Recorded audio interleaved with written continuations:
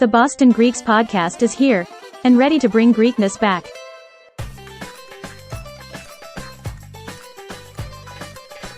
Hey everyone, thanks for joining us for another episode of the Boston Greeks podcast. I am Ari, and with me is my co-host Foti. How are you, Foti? I'm good, and yourself, Ari? I'm real good, man, because we have an awesome guest today. Somebody that I've known, but more so have heard so much about all the years that we've been involved in the Greek scene. But I personally, I don't know about you, Foti, but I never really connected one-on-one with him as much as some of the other people on the Boston scene. Right. But I've always heard about him, and everything I heard about him was straight amazing, just fire. Right. I mean, in the before we bring him on, real quickly, during our era of in our youth in the music scene, the nightclub scene, music was a lot different back then than it is today. But we were so proud to listen to the fact that there were individuals like our guests that were actually in the music scene. For us being involved in hosting events and nights, it was a pride factor for us as well. Yeah, man. I felt like Boston was the place to be because of individuals like our first guest. Foti, why don't you bring him on? We have the honor with us. I know he's got a busy schedule. I know he's got plans. He's traveling. We'll talk about this too, but let's bring on our guest, Alex, also known as, we know him as Efiologos. Alex, good evening, gentlemen. Thank you so much for coming on to the show. It's an honor and a pleasure. What's going on, brother? Honor to be here, guys, and thank Ari. What an intro!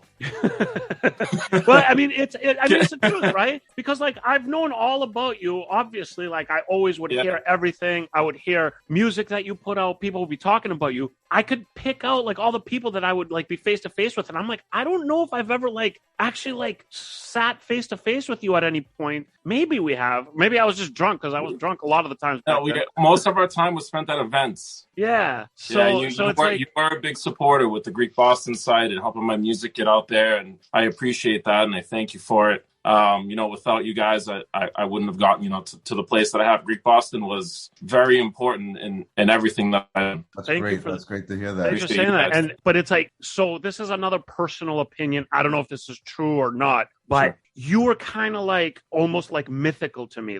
You were from around us, right? But sure. because I didn't know you really well, buddy.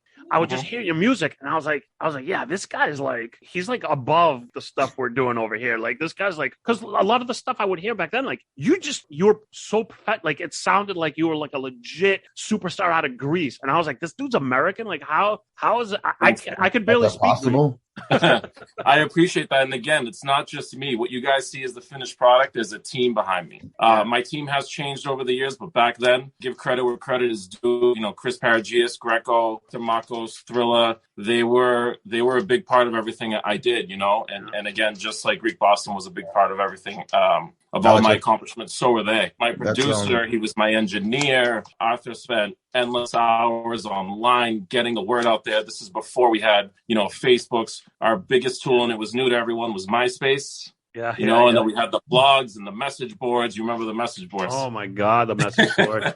the greatest thing and the worst thing that's ever happened. It was a hustle. I mean, it's still a hustle, but it was a real hustle back then. Yeah. It sounds like it was the link connection that I'm understanding here. and having said that, Alex, tell us a little bit about your upbringing and where you grew up as a Greek American. Yeah. What was it like for you growing up? Sure. Both my parents came from Greece, in the mid 70s, born in the early 80s. Grew up in Lynn. Grew up in the Lynn Church. Very, very heavy Greek. Everyone spoke Greek. When I started elementary school, I didn't speak English.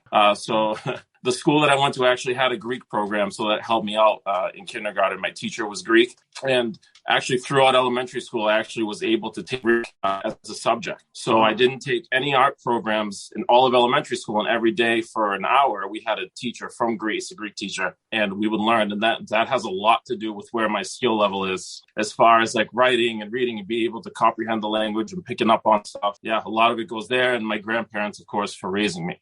Because I was going to say, when I listen to any Greek rappers, but especially if they're Greek Americans, especially if they're from like my area, I'm like amazed. I'm like, I speak one Greek sentence and I'm like fumbling everything. And I'm like, look at these guys flow. Like these guys are from the same place I am. And they speak so much more fluid, like just nice. And I'm like, you also have to remember again, like what I said earlier, you're hearing the finished product, right? It's rehearsed, it's practice, it's some work. Yeah. That's also you being humble, because the finished product that I would put out would be a lot different than the finished product you put out. So yeah, it's good to be humble. Thank you. But yeah, there's a talent there, and there's a very, very strong grasp of your Greek language, which is amazing. Like I appreciate that. So what your upbringing was pretty much like most Greek Americans, Most right? of us, yeah, for sure. What led you? What was like the beginning part of you getting into music? Like, was it just you used to hear the old school hip hop and you're like, I want to do that, or was it something more specific, or what was it? So this is a great question. I've never told this story. Oh, good. So I've always been big into music. Hip hop has always been my number one love. I love all sorts of music, especially as I got older. You learn to appreciate more stuff that you don't when you were younger. But always from a young age, hip hop was my thing. We grew up in that old school era where there was messages in the music, and I was always drawn to that. And it's a big part of the music, that I also make today. But as far as how I got into it, I was always into it as far as like a fan. I never thought of being on the other side of the fence. Never crossed my mind until I heard what Chris and Thrilla and Stelly Stell were doing. Oh, yeah. Stelly Stell. And me and Stells are very good friends now. But back then, I didn't know. We're very close. We're actually working on some projects together. But back then, I didn't know him, and I heard it. I'm like, I could rap better than this guy. What is this? So no one's heard this. I think Chris, Thrilla, and Stells might be the only people that know about it. I actually dissed him for no reason. Like, very childish move, really stupid. But I listened to his record. I picked it apart, and I made a track in like my bedroom at the time. I didn't have proper like tools or anything. It was like very bootleggish. And we started putting it on all the message boards. That's like the real hip hop. I love that. That's awesome. And within I'd say about a couple, I knew they were working with Chris. I knew Chris, but like in passing, like we weren't like friends, like we know each other now. But I purposely left like little Easter eggs in the song. I didn't know if they were going to pick up on it so they could find out who I was. And they did. They figured it out. And Chris got my number from someone, and he called me and he's like, hey, man, we're really trying to do some stuff. Like, can you please take this down? Like, I appreciate it from a music standpoint, but can you please take it down? We don't want to deal with the negativity. I was like, yeah, man, of course. Sorry about that. Didn't think about it again. Took it down. Months later, Chris reaches out. He's like, the project we were doing didn't end up going the way we thought. I don't know. There was something with Stells or whatever. I don't know the details of that. And then he's like, do you want to work together? So we met up like at a restaurant, I think Sylvan Street Grill in Danvers. Me and Chris meet there. I rap for him in the car. He loses his mind. He brought some beats with him. We go to the studio, record some songs. And he had a cousin in Miami, Bobby. Who happened, Bobby Regalos, who happened to be friends with Nico Vugliot. So we record a couple of records, we send it out to Greece, and then before you know it, I'm on a plane to Greece getting gold records. Wow. From Universal. Like insane. That is insane. That's awesome. That's like a legit like hip hop background. It's a real story. The thing is, I wasn't trying to, and I think part of why this journey has been so long, because I'm talking like 05, 06 right now, to where now I feel like I know your introduction was amazing. You made me sound like this big, great thing. But to me, like, I didn't really feel like I had really accomplished anything. I didn't feel like I was at the level that I needed to be. Mm-hmm. And I feel like all this time took me to get there, because having that success all at the beginning really made me cocky. And I thought I was like the greatest at everything. And I quickly found out that is not the case. It's classic. But it took some time for me to actually realize it. But I think it all worked out for the best. I think I'm in a good space. We're making great music. I'm working with names that were only coming out of my speakers, the people that I knew, In 2014, I was really on like a giant hiatus. Like I hadn't done music in forever, and just decided to start working on this little beat, and ended up sending it to Nivo. And that song is now Dio Matia Ble with Panos Kiamos. Wow. Yeah. That's awesome. It's the song, a massive record that still plays. That's so cool. It is. Yeah, it's that's something you say all these things and it just sounds so easy. It's like, oh, I put some beats together, I rapped for this guy, I slapped some beats together, I sent it over. Now, I'm this big star. But it's like, it's not that easy. You make it sound easy, but it's not that easy. I mean, I've been around enough to know that it takes a lot of hard work. Well, there were probably a couple hundred records before that were not good. But it is a testament to talent. I mean, you can't be where you are if you don't have the talent. So as humble as you want to be, you there's a talent there that us as the audience can hear, because I've always thought it. And before I got to know who you were, I always was like, oh, this dude's like, he's up there, and like we're like just doing this like rinky dink stuff down in Boston. Yeah. So that's how you got into it. Then you kind of said you took a hiatus, you said, for a little while. Then you got back into it. Yeah, so I ended up sending him the music for that record. I tried to make a comeback at that time. It didn't work out, as it had 10 other times. And it was basically forgotten. And then COVID happened, and I had a lot of free time. So this is very important, actually. Right before COVID, me and Frankie, who you just had on your show, we put together a little group. We were calling it Scene 30, and we decided to start bringing artists from Greece. So I don't know if you remember the group Vegas. They were like huge, like 2015, 14. Yeah. So the lead singer, she's very talented, Melina Makri. We reached out to her and we brought her in to do a show. It was very successful. And it turns out, I didn't know at the time when we booked her, her brother is like very well known, very well respected producer, engineer in Greece. So he came with her. He was her plus one. Him and I hit it off. Eventually we started talking about music. And then, I decided to, during COVID, I built a little studio. He's now my producer, engineer, and it has just completely taken off and gone to levels that I didn't think it was going to go. I'm so excited to share with everybody. That's I'm awesome. so proud of it. And one thing we haven't touched base on, like, besides my love for the music, there's a part of me that really, really wants our Greek culture to continue and live on. And one thing that really bothers me is I don't see like a Greek scene when we were growing up. The kids aren't going out. They exist. Yeah. It's just not on the level. Like, people don't understand. Remember, like, Christmas night at Royale? Like 600 people, like insanity. Where are you going to see that? It was an absolute like necessity. If you guys really think about it, there was no other ethnic group that had the city locked down on these big events at all the various different nightclubs. There was no other ethnic group that actually produced what the Greek American culture produced in Boston. I'm sure other cities too, like New York, Chicago, and so on. But in Boston, if you think about it, there was... I swear, I think Boston was number one in that. Yeah, it was 100%. every week, every day of the week, if not, weekends, there was something going on besides the long weekends and the holidays. Mm-hmm. And when the holidays came out, everyone came out deep. There was like, a couple thousand people at events. Yeah, those days will never be back. I mean, that was like maybe not at that level, but we were at the perfect place at the perfect time for the Greek scene of nightlife that we experienced. It was nothing before that.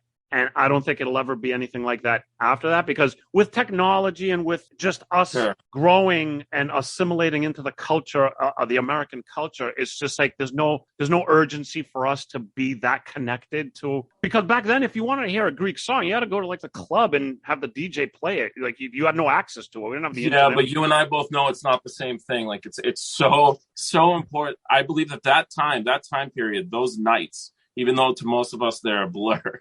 Yeah. They're so important to who we are and our culture. And like, that's where I learned about all these artists that some of them I'm working with now, that call me. It's crazy. And none of this would have been possible if it was an education. It was an education in what I'm doing now, knowing all this stuff, knowing these artists, knowing the music, knowing how important they were in the time period and why they're important now. It literally was a perfect storm of Greek culture for us.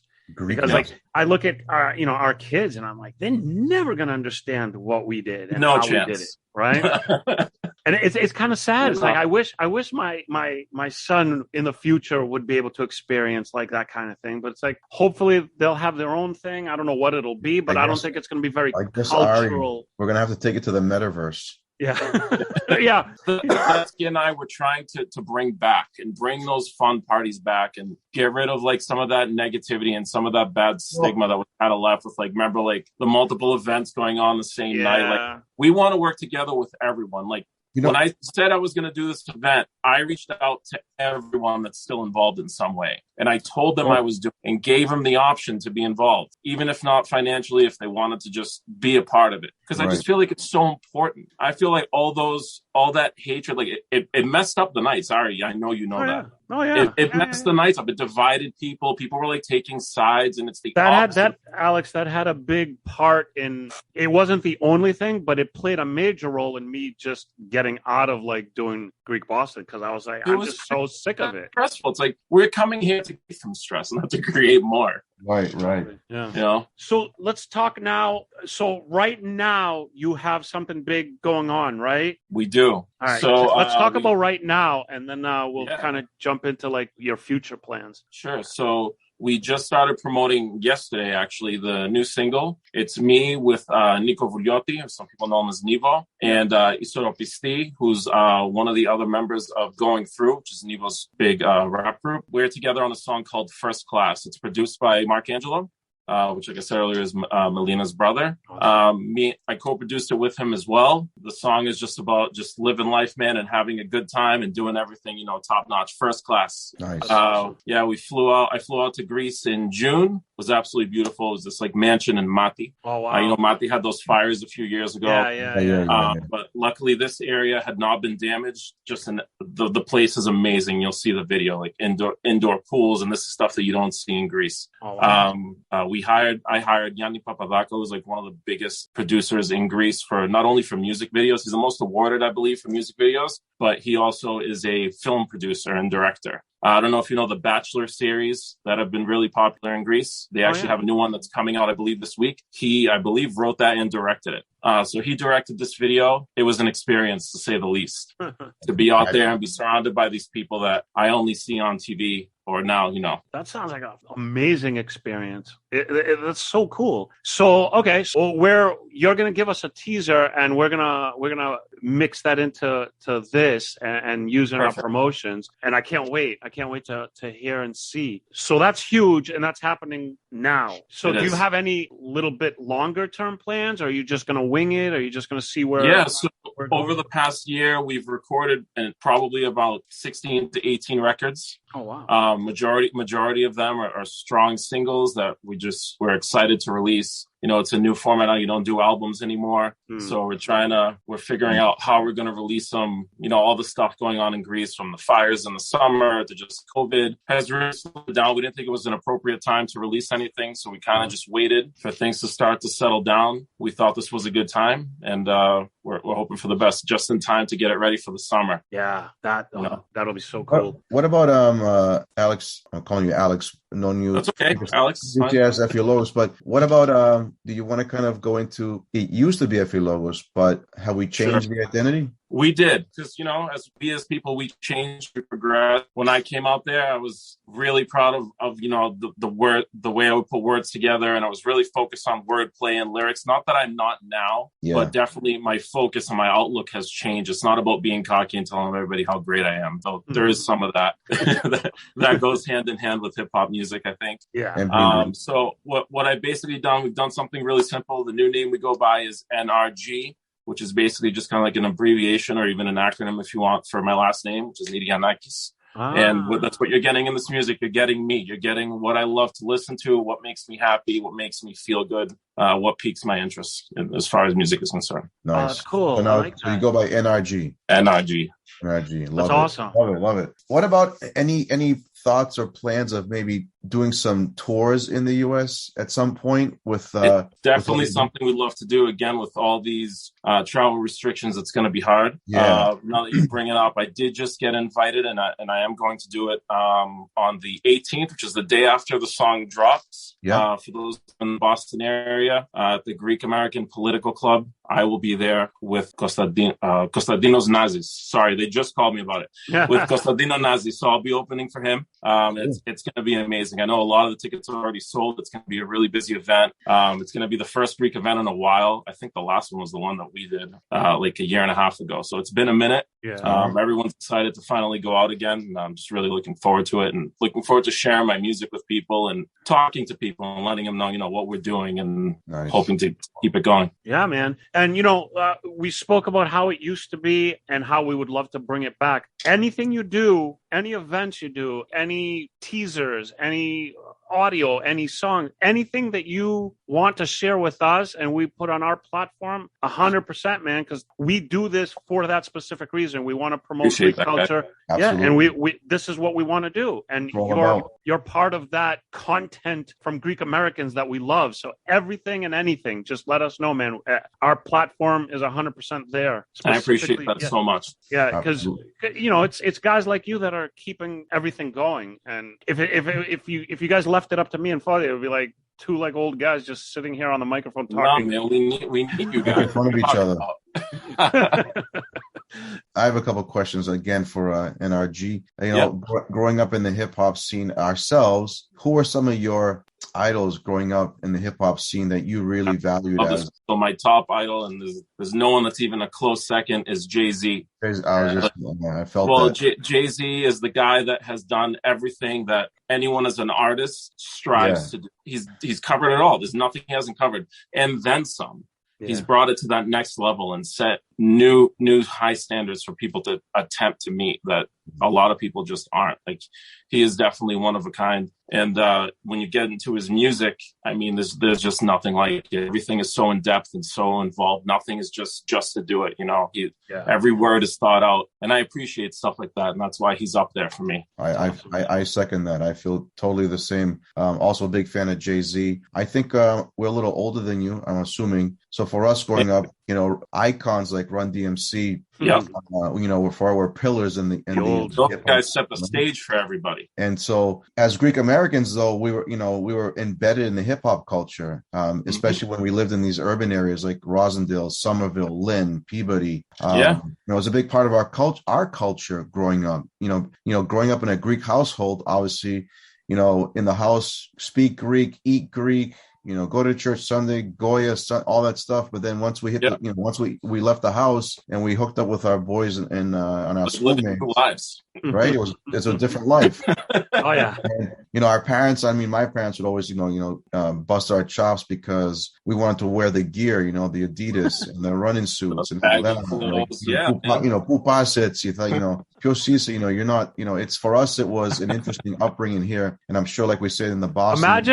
Imagine when we were young, listening to the old school hip hop and our parents yelling at us. Imagine we had an artist like Alex that was bringing it to the Greeks. You think that would have changed? That could have changed the whole. There were artists like that, because don't forget, hip hop wasn't always accepted in Greece, and it hasn't been around there for. I mean, it's been a while now, right, but not as long as it's been here. And there were groups like Imiskubria, and because they were doing kind of like the satire rap, and then you had FFC, which was like more serious, and Tarek's crew, and those guys were just like Nico Voulioti. Nico Voulioti is the guy that they kind of brought hip hop into Greece, made people aware of it, and Nico Voulioti made it mainstream. Right. And I think that was the most difficult thing to do. He made it so that it was appealing. He started doing hip hop with Anna Visi, with Mazonaki. That was unheard of at the time. They're like, what is this? It's so cool on his end that he had that kind of drive to bring hip hop to Greece, and he executed, and he actually did it. And it's also cool on the other mainstream artist side that they accepted it and kind of helped it along too. So it's cool all around. I mean, I know, and it wasn't easy. As someone who followed it, he was always heavily criticized. Oh, he's just a rapper. Oh, he's just this. He's a clown. Yeah. Forget guy. But guess what? That guy right now is every weekend being flown to Thessaloniki, opening for Kara and Plutarco. Awesome. What other rapper is doing that in Greece? Nobody. That's the level that this man is on. And I respect him so much. And he's been such a mentor to me. And he's taught me so much, not only about the industry, just even about life and just, sure. Yeah, just so much. And he really is just a great person. Well, what a great ride for you, Alex. I mean, yeah, it's so cool. This is great that I tip my hat off to to you for the I'm going to say sacrifice and dedications that you probably There have been some, for sure. right? It's not, and Ari was talking about how it's not easy to actually cut music, but it's also the lifestyle that you have to also embed where, you're not a, 9 to 5, or, you're probably missing out on stuff that other people would normally do because you're so dedicated to what you're doing. Yeah. This is a full-time job in and of itself, but doing this and balancing a full-time job and a social life, like, it takes dedication. You have to want to do it, and the reward, like, hopefully there'll be a reward for there in the future for me. I mean, if there isn't, it's not the reason that I do it. I do it because I love it. I do it because I'd rather be spending my time doing this than being out just wasting my time and not making a difference. Like, I love the fact that there's a possibility that in 40 years or something, I'm not going to be around or whatever, and someone's going to listen to my music, or someone in 20 years is going to turn it on and be like, I remember this song, and associate it with an important time in their life, like the way we associate music. That is the reason that I do it, not for anything else.